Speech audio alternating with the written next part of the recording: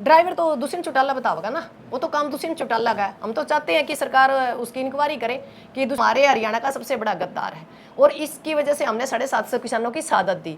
मैं आपको एक बात बताती हूँ, पहली बात तो ये सिक्योरिटी के अंदर पायलट गार्ड ही नहीं रख सकते। दूसरी, पहले ही पंजाब में 18 अप्रैल तक 4 केस पेंडिंग थे आवर स्पीड के, तो पहले से ही ये रणजीत चौटाला जी हैं, सुनैना जी, आदित्य जी, अखिलेश जी हैं, ये सभी एक सुर में बोले।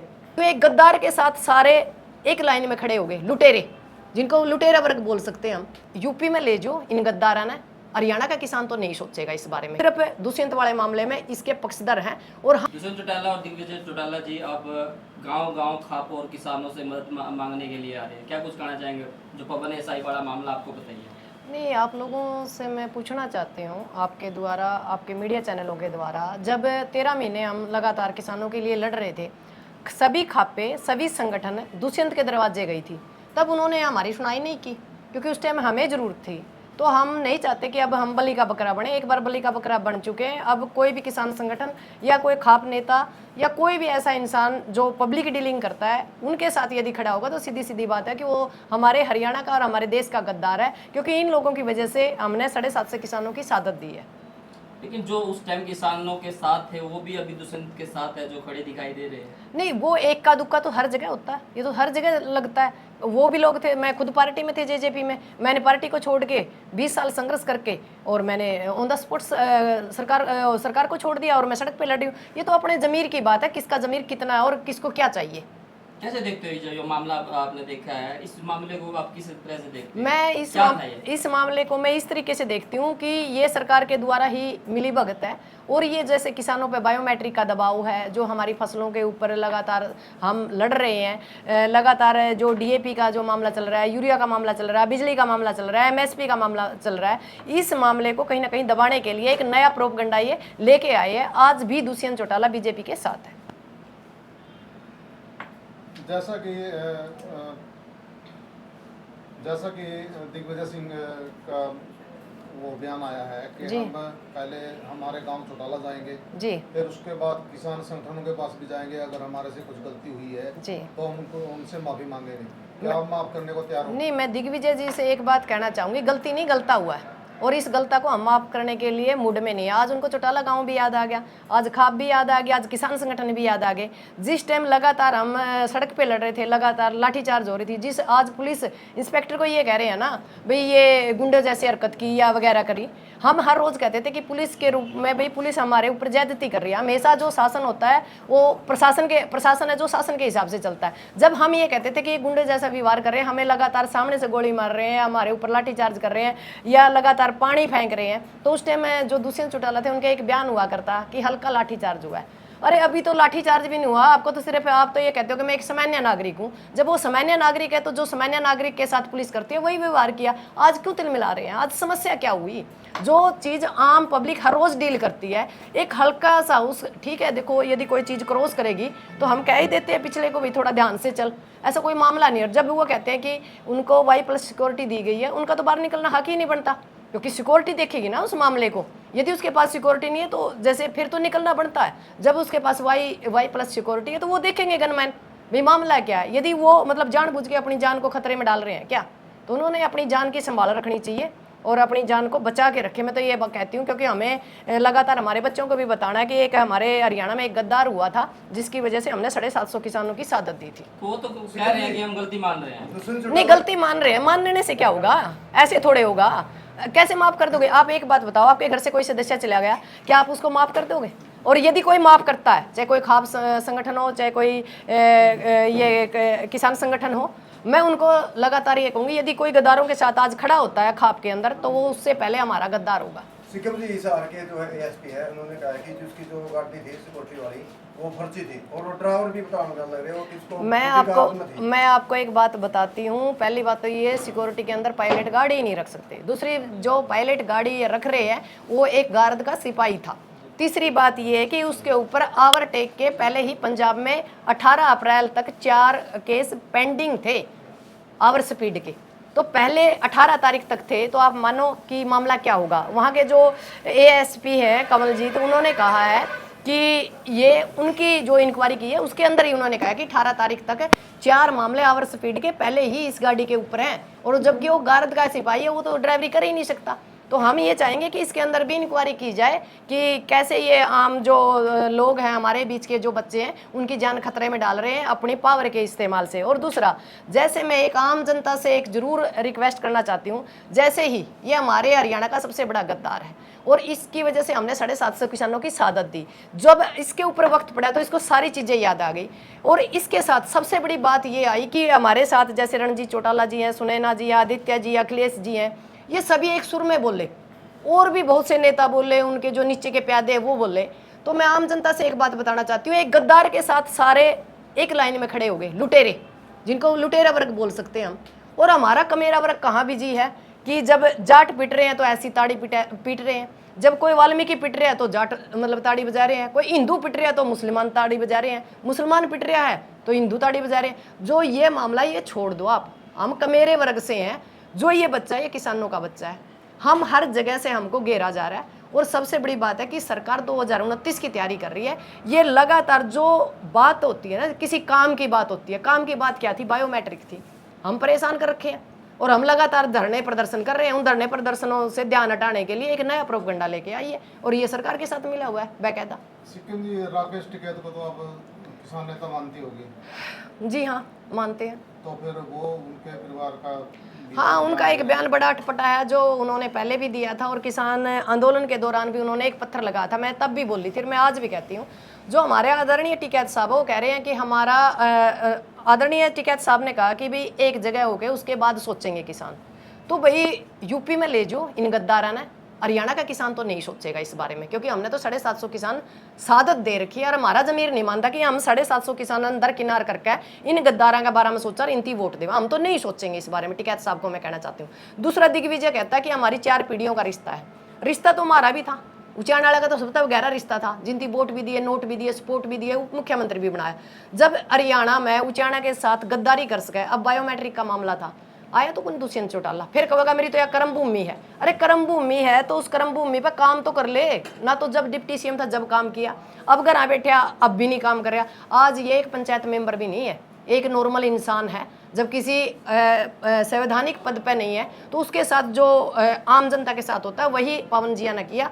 और हम आज भी, मैं एक बात कहती हूँ, मैं पुलिस की पैरवी नहीं कर रही, क्योंकि हमेशा पुलिस प्रशासन तो हमेशा शासन के साथ चलता है, वो अपनी जगह सही था, इसीलिए हम इस बच्चे का साथ दे रहे हैं कि भाई ये बंदा सही है और इसने ठीक रिएक्ट किया। इसने आज्ञा क्या कराया, पाछा क्या कराया, यू आज्ञा क्या करेगा, हमने नहीं बेरा उस बात का। हम सिर्फ दुष्यंत वाले मामले में इसके पक्षधर हैं और हम चाहते हैं कि भाई न्याय मिलना चाहिए, पर न्याय इस पवन को मिलना चाहिए, ताकि जो ये एक अपर क्लास और एक लो क्लास बना रखी है ना, जनता तो बराबर ही है। ऐसा ना हो कि भाई जो ये हालात पैदा करना चाह रहा है, आपने देखा होगा बार बार इसके टारगेट पे क्या आजकल आपने देखा होगा, कुरुक्षेत्र के अंदर भी सिर्फ विश्वविद्यालय। तो फिर सरकार क्यों ऐसा कर रही है? जैसे आपने अपर क्लास और लो क्लास की बात की है, जी तो दुष्यंत चौटाला की अभी तक गिरफ्तारी क्यों नहीं? गिरफ्तारी तो करनी चाहिए ना। अभी तो एक बात बताओ, जब पायलट गाड़ी अलाउड नहीं है, जब पायलट गाड़ी चल रही है, बीजेपी के बिना तो एक पत्ता भी नहीं हिल सकता। तो ये तो मामला यही है कि आजकल हमारे जो विश्वविद्यालय के बच्चे हैं, भाई इन गद्दारों से बच करो। इनका पुराना कांड है, मैम कांड याद होगा, कंडाला कांड याद होगा, हो सकता है हरियाणा को दोबारा जलाने की कोशिश कर रहे हो, कोई नया कांड करने की कोशिश कर रहे हो, ये सत्ता मान कहकर पूरा हरियाणा में भी आग लगा सके हैं। तो जो विश्वविद्यालय के जो विद्यार्थी हैं, जो इनके गले लायक है ना, जय जय बोला, भाई ये किसी के नहीं है।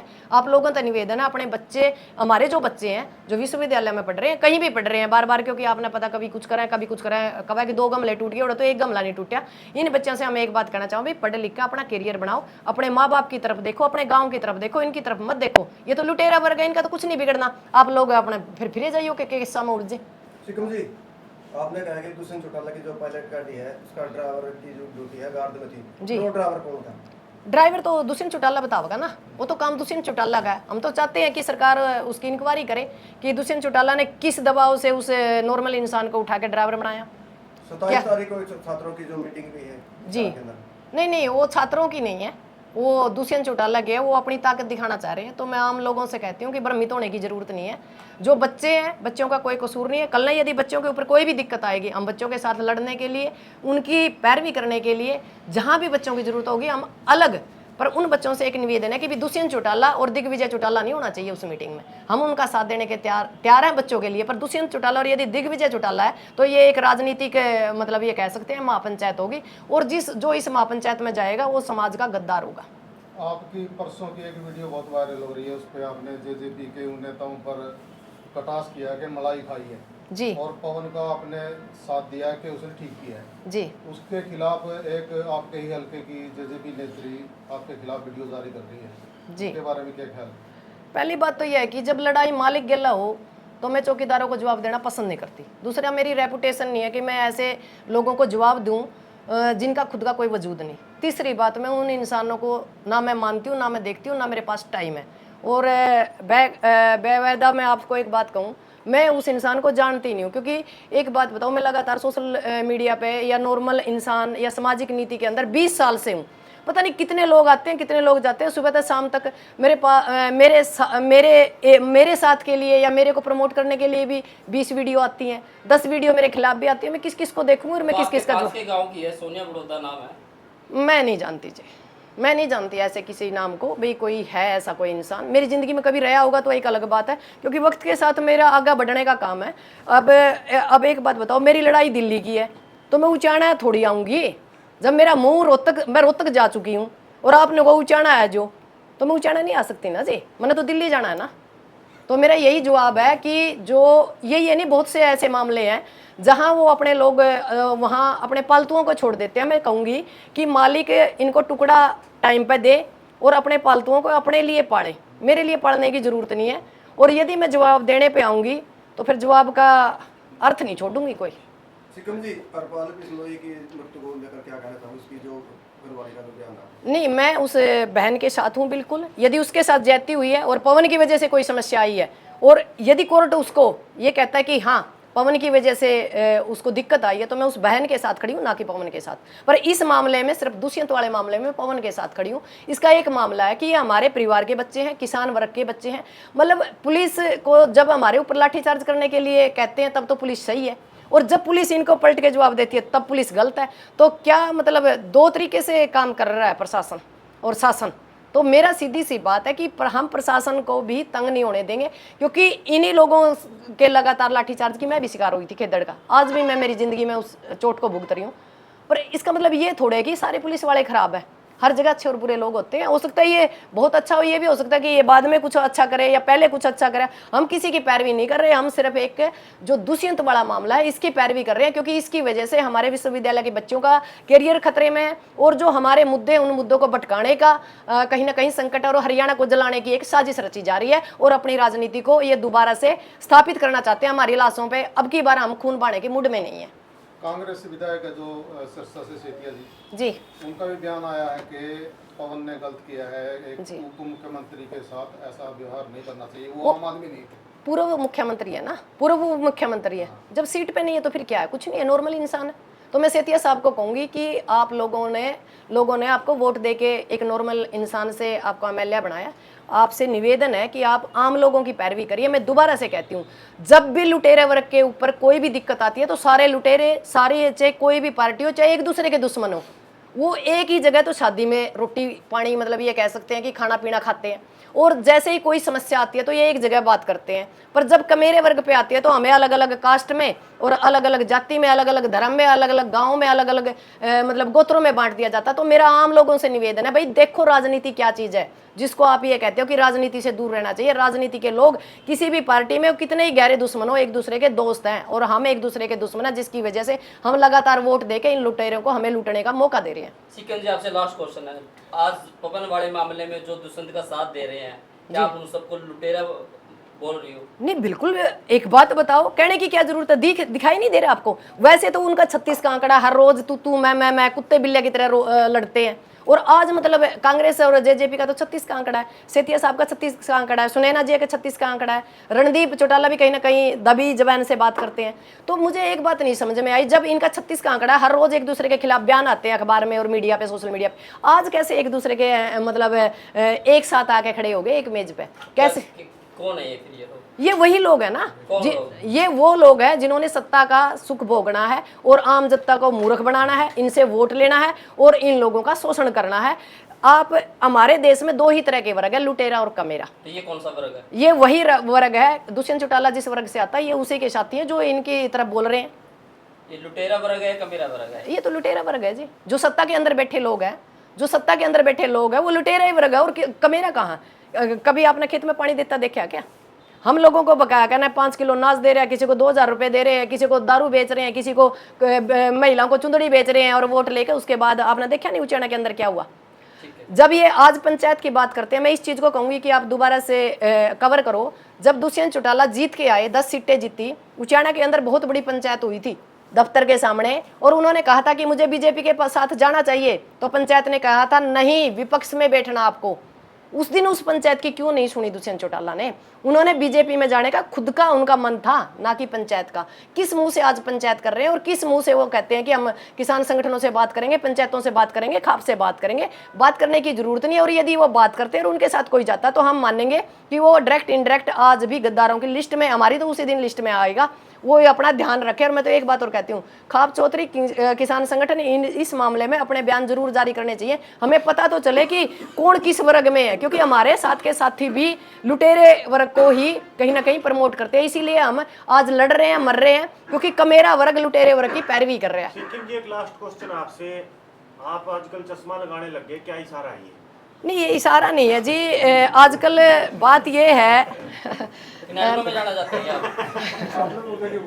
नहीं, ऐसा कुछ नहीं है। मैं वैसे, मेरी आंख में दर्द था लंबे टाइम से, मैंने वैसे ही लगाया था।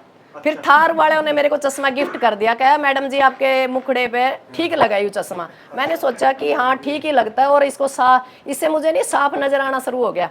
तो अब आप देखोगे कि एक तो मैंने चौधरी लगाना शुरू कर दिया मेरे नाम के आगे, क्योंकि कुछ लोगों ने डॉक्टर तक समस्या थी। खान लगाना छोड़ दिया आपने? नहीं, खान तो लोग लगा देंगे ना, चौधरी मैंने लगाना इसलिए शुरू कर दिया क्योंकि मैंने नहीं चौधरी परिवार में जन्म लिया है, और मैं किसी धर्म जाति को नहीं मानती, मैं सबको बराबर मानती हूँ। और नेत्री लगाएंगी या नहीं? किसान नेत्री? किसान नेत्री चौधरी सिक्किम में शोकंद नैन लाया करो, लगाना चाहिए। सिक्किम जी यार, चश्मा भी वैसे सुंदर लगा आपका। वो वक्त बतावेगा जी, अभी ऐसा कुछ मूड नहीं है, क्योंकि मेरा राजनीति में जाने का भी कुछ मूड नहीं है। मैं समाज नीति में ही मतलब काम करना चाहती हूँ, क्योंकि मैं राजनीति के गलियारों से आई हूँ। राजनीति के गलियारों का मुझे अनुभव है कि वहाँ क्या होता है। वहाँ शायद हम टिकट भी मांग रहे थे पिछली योजना में। नहीं, टिकट तो हम बांट भी देवा मन कर आग लगेड़ा है। ये तो किस्मत की बात है जी।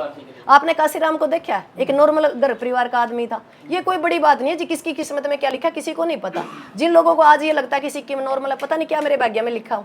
वो लक्ष्मी वाली बात है कि भाई एक हाथी से भी मना कर दिया था, टाइम इस आया कि उसके भाग्य में 10-10 हाथी आ गए। इन चीज़ों पे मैं विश्वास नहीं करती हूँ, मैं कर्म करने में विश्वास करती हूँ। लगातार समाज के लिए संघर्ष कर रही हूँ, समाज के लिए लड़ रही हूँ। मेरे भाग्य में क्या होगा और समाज नीति के लिए और रणनीति के अनुसार मैं फैसला ले सकती हूँ, कोई बड़ी बात नहीं है। और मैं आज भी कहती हूँ सड़क पथ की लड़ाई राजपथ तक लड़नी चाहिए। वो पता नहीं कहाँ किस मोड़ पे आके कहाँ किसके साथ बैठेंगे। ठीक है।